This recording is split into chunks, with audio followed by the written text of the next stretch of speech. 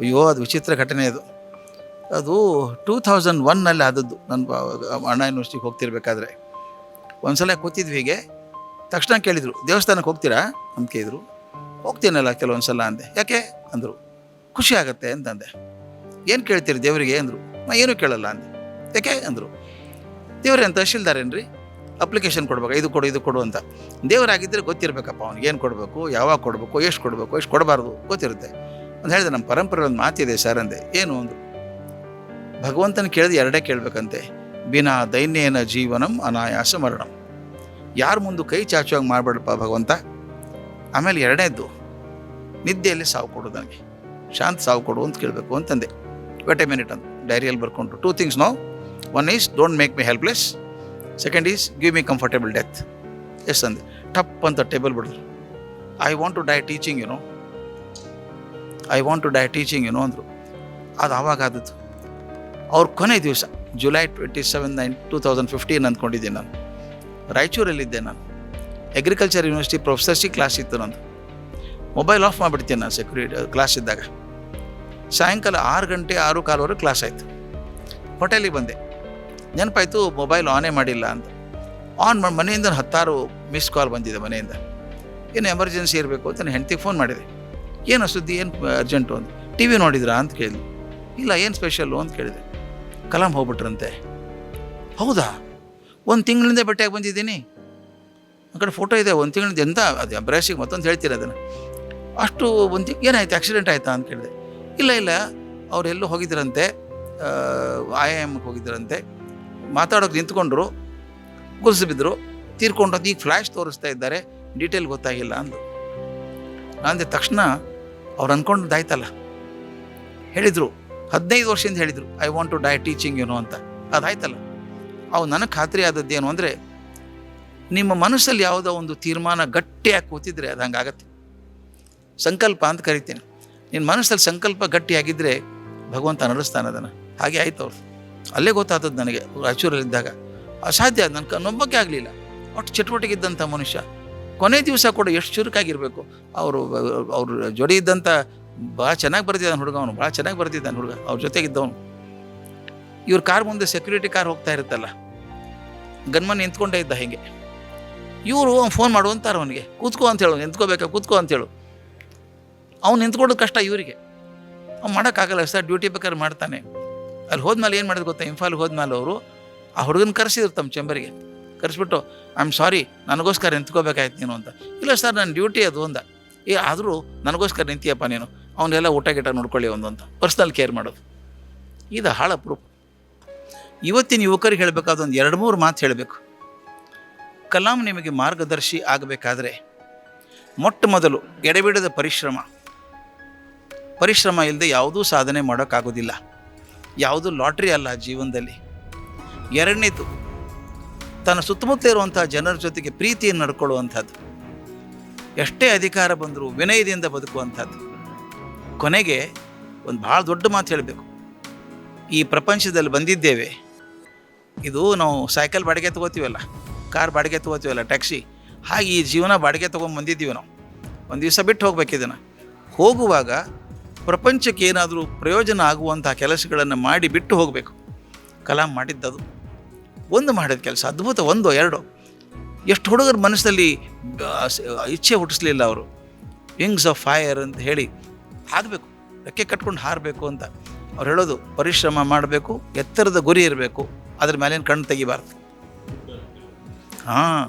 ಅವ್ರಿಗೊಂದು ಕೆಲ ಕೇಳಿತ್ತು ಒಂದು ಸಲ, ಬರೀ ಜಗತ್ತು ಕೆಟ್ಟ ಸುದ್ದಿನೇ ಬರ್ತಾವಲ್ಲ ಪೇಪರಲ್ಲಿ, ನ್ಯೂಸಲ್ಲೆಲ್ಲ, ಏನು ಮಾಡೋದು ಅಂತ. ಅದಕ್ಕೆ ಹೇಳಿದ್ರು, can we do one thing, ಜಗತ್ತಲ್ಲಿ ಒಳ್ಳೇದಾಗೋದನ್ನು ಮಾಡ್ಬೋದು ಅಂತ. ಈ ಮ್ಯಾಗಝೀನ್ ಮಾಡಿದ್ರು, ಗುಡ್ ಅಂತ ಹೇಳಿ. ಚಂದ ಅದು. ಜಗತ್ತಲ್ಲಿ ಏನೇನು ಒಳ್ಳೇದಾಗಿದೆ, ಸ್ಪೋರ್ಟ್ಸಲ್ಲಿ, ಶಿಕ್ಷಣದಲ್ಲಿ, ಎಲ್ಲ ಕಡೆಯೂ ಅದು ಹಾಕೋದು.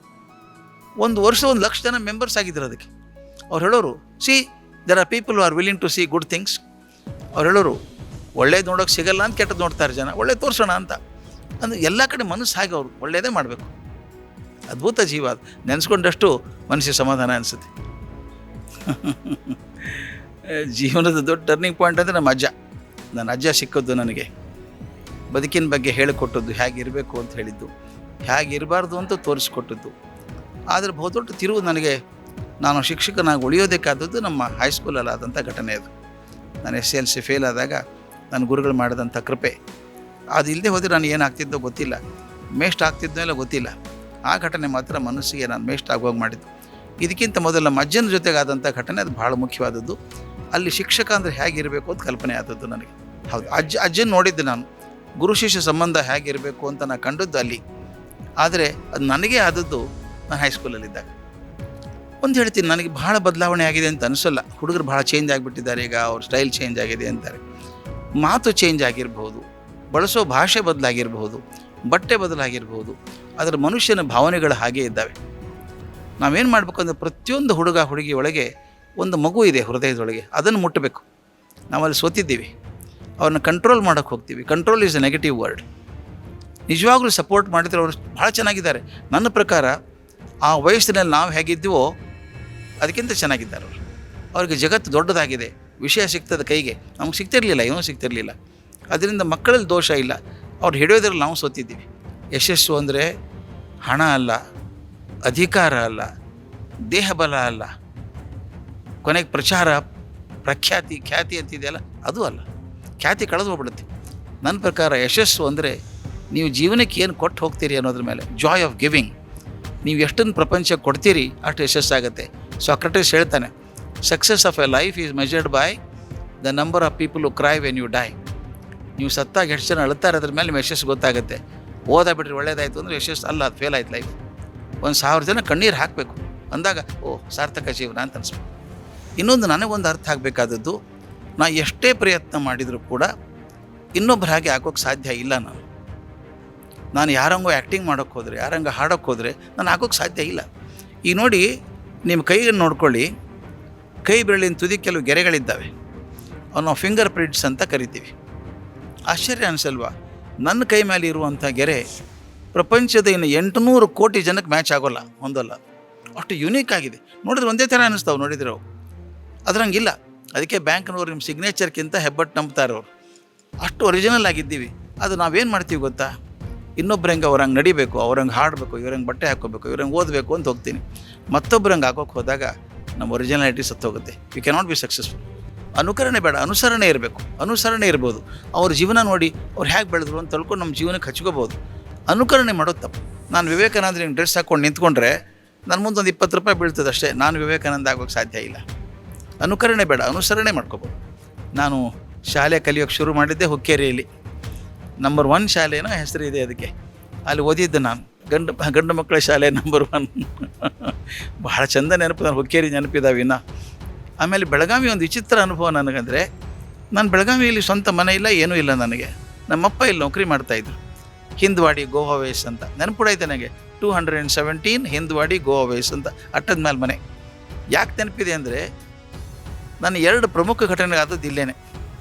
ನಾನು ಪರ್ಮನೆಂಟ್ ಮನೆ ಅಂತ ಇರಲಿಲ್ಲ, ಬಾಡಿಗೆ ಮನೇಲಿ ಇದ್ವಿ ಯಾವಾಗಲೂ ನಾವು.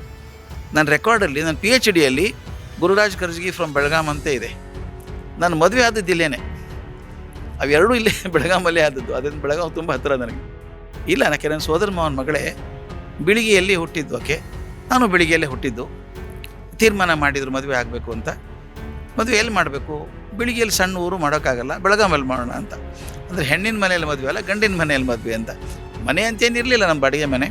ಆವಾಗೊಂದು ಚೌಲ್ಟ್ರಿ ಹಿಡ್ಕೊಂಡು ಇಲ್ಲೇ ಮದುವೆ ಮಾಡೋದಾಯ್ತು. ಆವಾಗ ಗಂಡು ಬೀಗರು ಹೋಗಲಿಲ್ಲ ಮದುವೆಗೆ, ಹೆಣ್ಣು ಬೀಗರೆಲ್ಲ ಮದುವೆಗೆ ಬಂದಿದ್ರು ಇಲ್ಲಿ. ಅವ್ರ ಜವಾಬ್ದಾರಿ ನಾವೇ ನೋಡ್ಕೊಳ್ಳೋಂಗಾಯ್ತು ಮದುವೆ ಎಲ್ಲ. ಈಗ ನೋಡಿ ನನಗೆ ಎಷ್ಟು ಕಾಡತ್ತೆ ಅಂದರೆ, ಎಲ್ಲೇ ಕಡೆ ಹೋಗಿ ನೀವು ಲೇಬರ್ ಸಿಕ್ಕಲ್ಲ, ಕೆಲಸಗಾರ ಸಿಕ್ಕಲ್ಲ, ಕಾರ್ಪೆಂಟರ್ ಸಿಕ್ಕಲ್ಲ, ಆಫೀಸಲ್ಲಿ ಕೆಲಸ ಮಾಡೋರು ಸಿಗಲ್ಲ ಅಂತೀವಿ. ಇನ್ನೊಂದು ಕಡೆ ನಿರುದ್ಯೋಗ ಇದೆ ಅಂತ ಹೇಳ್ತೀವಿ. ಒಂದು ಕಡೆ ನಿರುದ್ಯೋಗಿಗಳನ್ನು ಕೂತಿದ್ದಾರೆ, ಆ ಕಡೆ ಕೆಲಸ ಯಾರೂ ಸಿಗ್ತಾ ಇಲ್ಲ ಅಂತೀವಿ. ಕಾರಣ ಇಷ್ಟೇ, ಜನ ಇದ್ದಾರೆ, ಕೌಶಲ್ಯ ಇದ್ದು ಅಂತ ಜನ ಇಲ್ಲ. ಅದು ಕೊಟ್ಟರೆ ನಿರುದ್ಯೋಗಿತನ ಕಮ್ಮಿ ಆಗುತ್ತೆ, ಕೆಲಸಕ್ಕೂ ಪ್ರಯೋಜನ ಆಗುತ್ತೆ. ಈಗ ಮನೆಯಲ್ಲಿ ಒಂದು ನಿಮಗೆ ಸಣ್ಣದೊಂದು ಪೈಪ್ ಹಾಕ್ಬೇಕಂದ್ರೆ ಸಿಗಲ್ಲ ಪ್ಲಂಬರು. ಖಾಲಿ ಕಟ್ಟೆ ಮೇಲೆ ಕೂತು ಹಾಳು ಮಾಡ್ಕೊಳ್ತಿರ್ತ ಟೈಮು. ಅದಕ್ಕೆ ಕೌಶಲ್ಯಾಭಿವೃದ್ಧಿ ಇವತ್ತು ನಮ್ಮ ದೇಶ ಮುಂದೆ ಹೋಗ್ಬೇಕಾದ್ರೆ ಅದು ಭಾಳ ಮುಖ್ಯವಾಗಬೇಕಾದದ್ದು. ಇದು ಸ್ವೀಟ್ ಇದ್ದ ಹಾಗೆ, ಒಂಚೂರು ತಿಂದರೆ ಚೆನ್ನಾಗಿರುತ್ತೆ.